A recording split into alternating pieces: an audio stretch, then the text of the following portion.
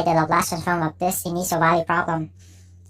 So you're given this, and first thing first, I'm going to use the derivative theorem on the left side.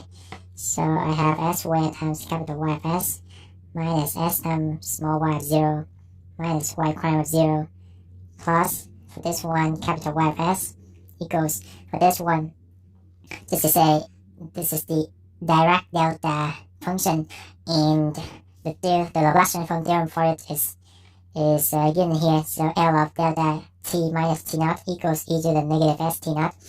So whatever t naught is, you just plug it in. So I have e to the negative 1/2 pi s. Okay, so my t naught is negative 1/2 pi plus e to the negative 3 pi s over 2, right? And so take a look at the conditions. Y of 0 equals 0. This is gone. Y prime of 0 equals 0. So this is gone. Now factor out capital Y of s. So you have s squared plus 1 left. Equal, rewrite these.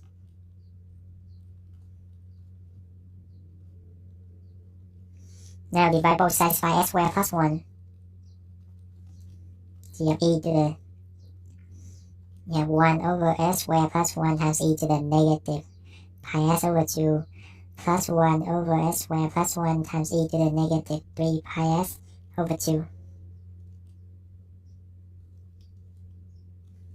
Now apply the L inverse on both sides. I have y of t equals, so L of this is psi t, right? And for this one, you're going to have u of t minus pi over 2. Since you have the unit step function involved, that means that this t has to match up with this t. Thus I have t minus pi over 2. Okay? So with that, the unit step function, your solution would be psi t, but because you have the u, the t has to match up, okay? And similarly to this one, the only difference is the shift here. So you will have psi of t minus 3 pi over 2, u of t minus 3 pi over 2, okay?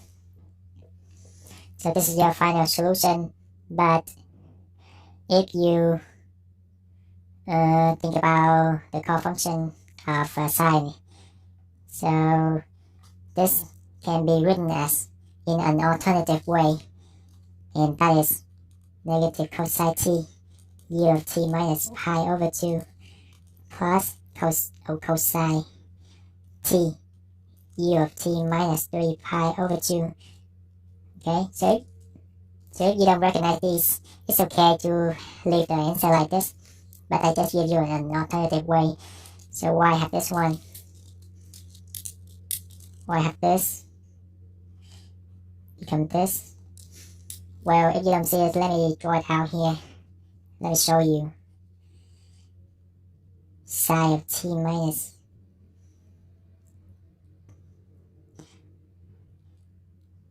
pi over 2. Oops. So this is pi, 2 pi. So right here, you're going to have pi over 2, 3 pi over 2. And psi curve is going to be like this. Okay.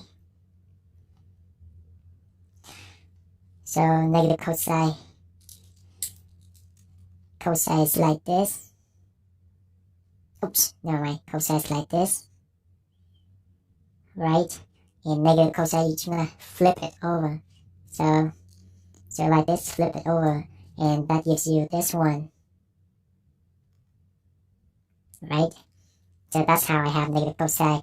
And same reason for psi of t, psi t minus 3 pi over 2 is gonna be something over here, and you just flip it. But no, you're not gonna flip it because it's exactly on this one, so that's gonna be cosine. No, there's no negative psi. Okay? So that's the reason why I have this one. Hope that makes sense. If you find the video is helpful, feel free to give it a like, share, and subscribe to my channel in order to receive the most current videos. Don't forget to hit the bell so that you won't miss anything. I'll see you next time.